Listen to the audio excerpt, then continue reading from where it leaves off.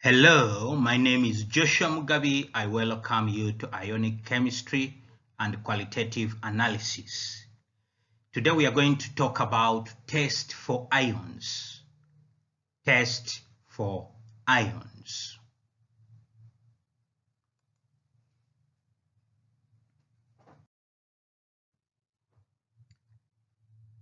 Name the reagent which can be used to distinguish between the following pairs of ions and state the observation when the reagent is added.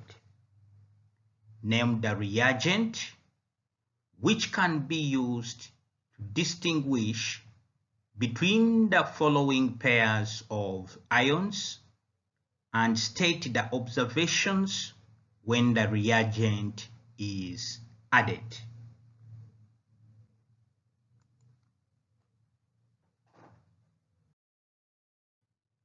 So we want to look for the reagent that can distinguish between calcium ions and aluminium ions. And after identifying that reagent, we have to state what we observe when the reagent is added to calcium ions and when it is added to aluminium ions.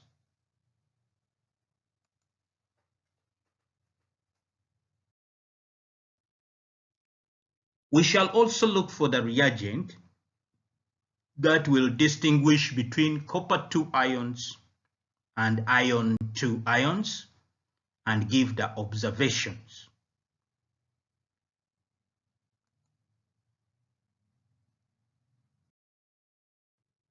Then we shall look for the reagent that can help us to distinguish between aluminium ions and lead 2 ions.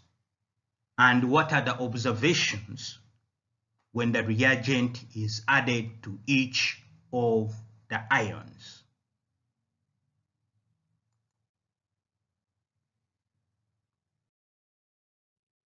We need to get a reagent that can distinguish between carbonates and sulfates. And what observation can we see when the reagent is added to the carbonates and when it is also added to the sulfates?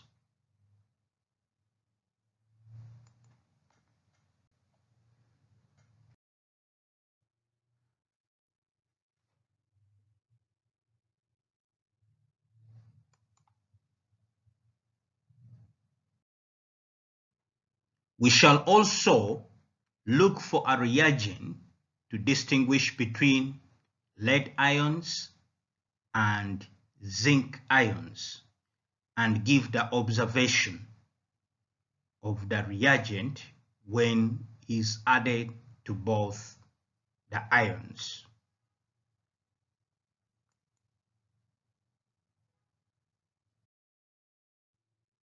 And last, we shall look at the chloride ions and the sulfate ions. How can we distinguish between the two? Which reagent can we use? And what observation is going to help us to distinguish between the chlorides and the sulfate ions?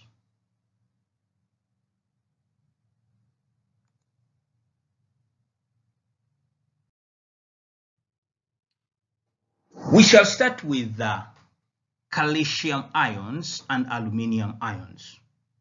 We shall look for the reagent and then we shall add the reagent to the calcium ions and we shall see the observation, and then we shall see how that reagent is going to behave when we add it to a solution containing aluminium ions. And we see whether those observations can be used to distinguish between calcium ions and aluminium ions.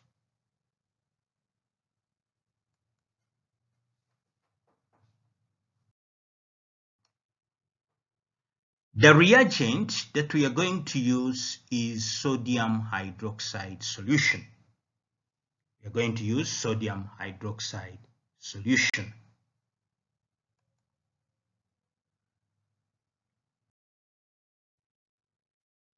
When sodium hydroxide solution is added to calcium ions, we get a white precipitate. And this white precipitate is insoluble in excess sodium hydroxide. When we add sodium hydroxide solution to calcium ions, we get a white precipitate which is insoluble in excess sodium hydroxide.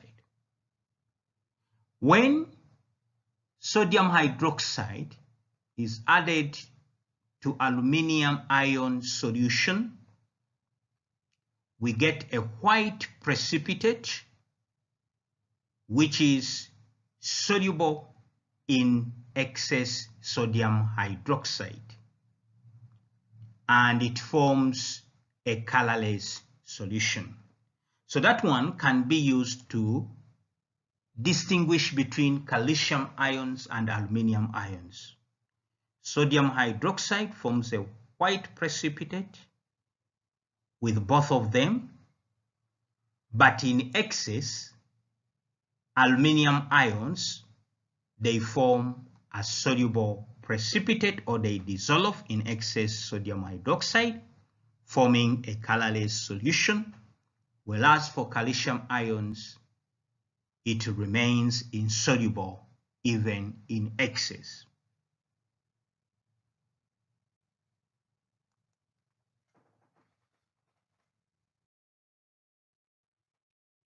Now let us look at copper 2 ions and iron 2 ions.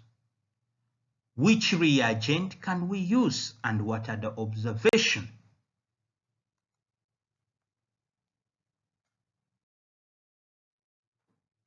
The reagent we are going to use is ammonium solution. We shall use ammonium solution to distinguish between copper 2 ions and iron 2 ions.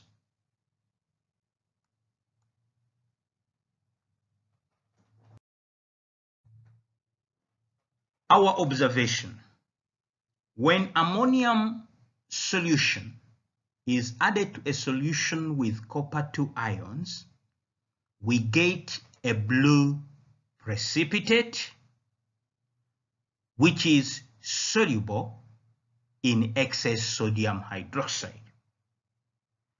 When ammonium solution is added to copper 2 ion solution, a blue precipitate soluble in excess ammonia, forming a deep blue solution. It forms a deep blue solution. When we get ammonium solution and add it to a solution containing iron 2 ions, we get a green precipitate which is insoluble in excess sodium hydroxide. Ammonium solution added to a solution containing iron 2 ions, a green precipitate insoluble in excess ammonia is formed. And this green precipitate, if it is left to stand for some time, it will change to brown in color. So ammonium solution can be used to distinguish between copper 2 ions and iron 2 ions. How? Copper forms a blue precipitate which is soluble in excess ammonia, forming a deep blue solution. Whereas ammonium solution with iron 2 solution, it is going to form a green precipitate, which is insoluble in excess ammonia, and it turns brown on standing.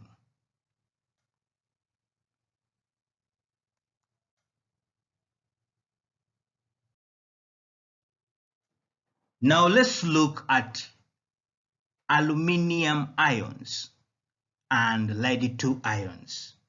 Which reagent are we going to use? And what are the observations that we are going to see when that reagent is added to a solution of aluminium ions and lead 2 ions?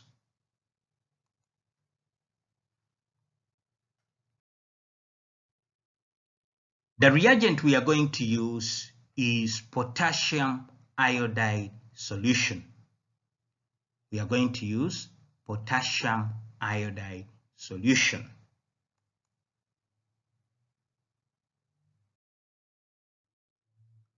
When potassium iodide solution is added to aluminium ions, there is no observable change.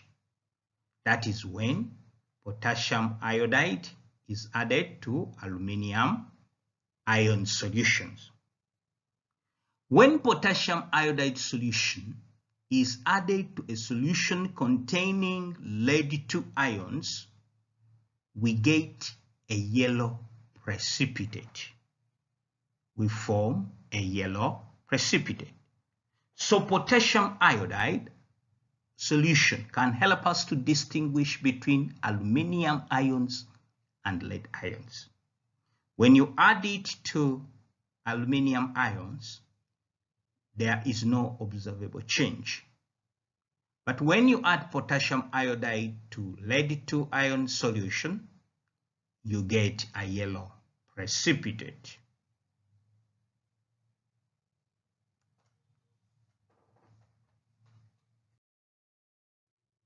Now let's look at the carbonates and the sulfates. Which reagent are we going to use to identify or distinguish between carbonates and sulfates? And what observations are we going to see?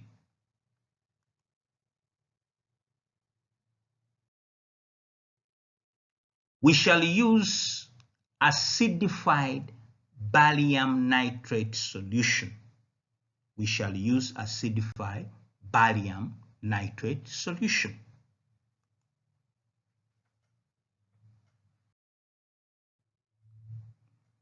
When acidified barium nitrate solution is added to carbonate ion solutions, we get a rapid effervescence.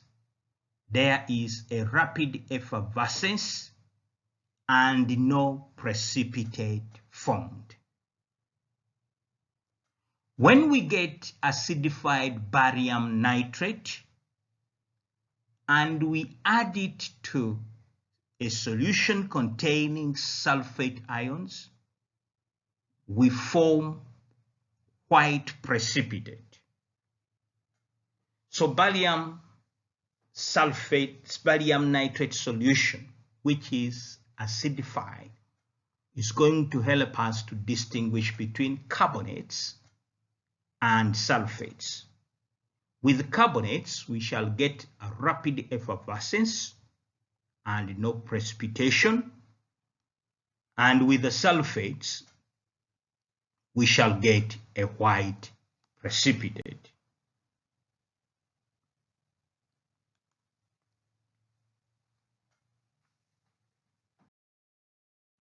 Now we want to look for the reagent that is going to help us to distinguish between lead 2 ions and zinc 2 ions. And that reagent, when we get it, how is it going to behave when it is mixed with a solution containing lead 2 ions? And how will it behave when it is mixed with a solution containing zinc 2 ions?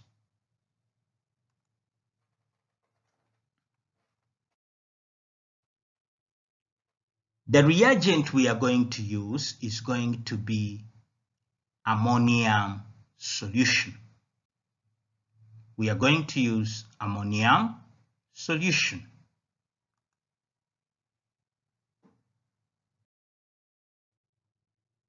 When ammonium solution is added to lead 2 ions, we form a white precipitate insoluble in excess sodium hydroxide. We form a white precipitate, and that precipitate is insoluble in excess ammonium solution. And when we get ammonium solution and add it to zinc 2 ion solution, we get a white precipitate, and that precipitate is soluble in excess ammonia, forming a colorless solution, meaning that zinc 2 ions will form a white precipitate with ammonium solution, and that white precipitate will become soluble in excess ammonium solution to form a colorless solution. Whereas lead 2 ions, they form a white precipitate which is insoluble in excess ammonium solution.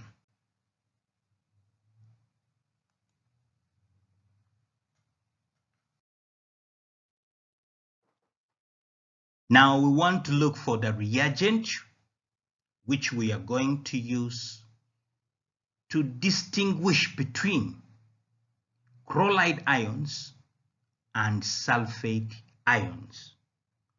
Now for chloride ions and sulfate ions, we can get a number of reagents, and we shall see 2 or 3 of them and see what observation we shall get when we mix them with the different ions.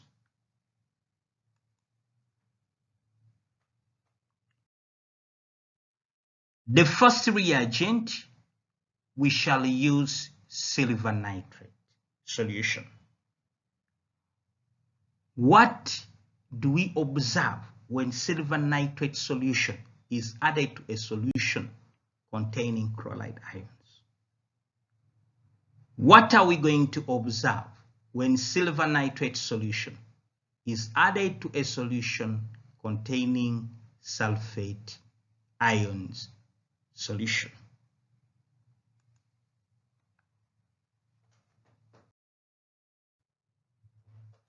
When silver nitrate solution is added to a solution containing chloride ions, we get a white precipitate.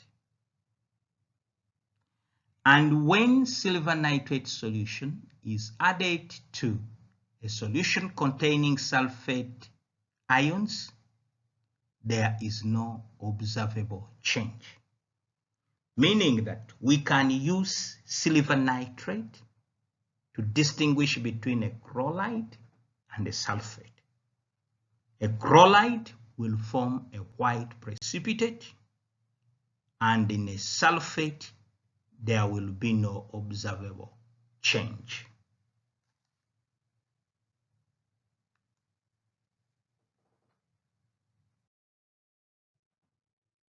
Another reagent we can use is lead 2 nitrate solution. We can distinguish between chloride ions and sulfate ions using lead 2 nitrate solution. what are we going to observe?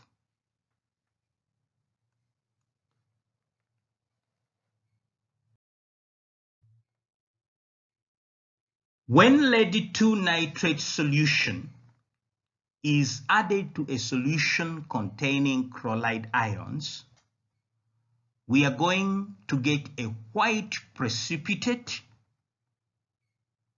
which is soluble on heating and it reappears on cooling. What we mean here is that when we get lead 2 nitrate solution and we mix it with a solution containing chloride ion solution, we shall get a white precipitate. And when we heat this solution, the white precipitate will dissolve on heating. And when we cool the solution, the white precipitate will reappear. When we get lead 2 nitrate solution, we add it to a solution containing sulfate ion, we get a white precipitate. And this solution with a white precipitate, if it is heated, the precipitate remains insoluble. It does not dissolve. So which means that we can use lead 2 nitrate to distinguish between chloride ions and sulfate ions. When lead 2 nitrate is mixed with the chloride ions, we form a white precipitate. And when lead 2 nitrate is mixed with sulfate ions, we also form a white precipitate. But how we can differentiate them is by heating the solutions. When you heat a solution of lead 2 nitrate and chloride ions, the white precipitate disappears on heating. But for the solution of lead 2 nitrate and sulfate ions, the white precipitate remains insoluble on heating. So that is how we can distinguish between chloride ions and sulfate ions using lead 2 nitrate.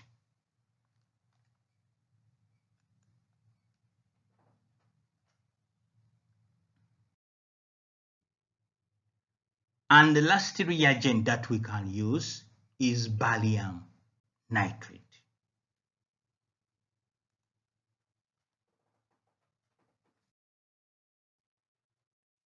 When you add barium nitrate solution to a solution containing chloride ions, there is no observable change.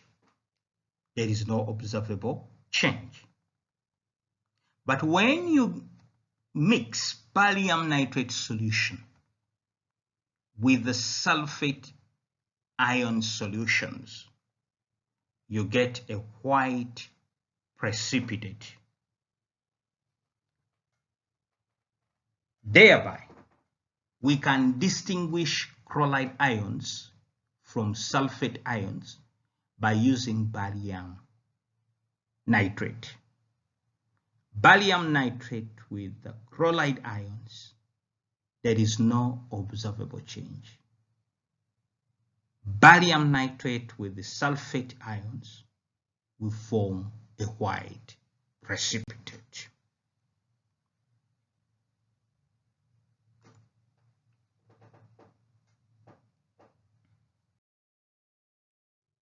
So we have looked at the different cations and anions and how we can distinguish them from one another.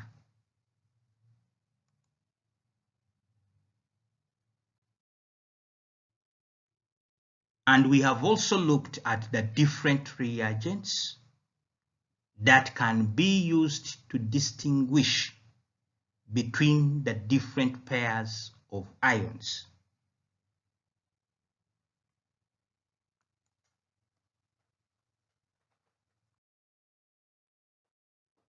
We have also talked about the different observations that are seen when we are distinguishing different cations and anions from each other, the different observation exhibited by the different reagents when they are added to different pairs of ions.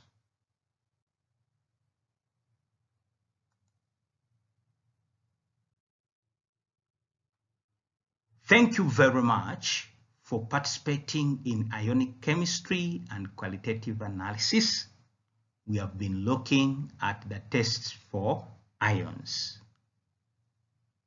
Thank you.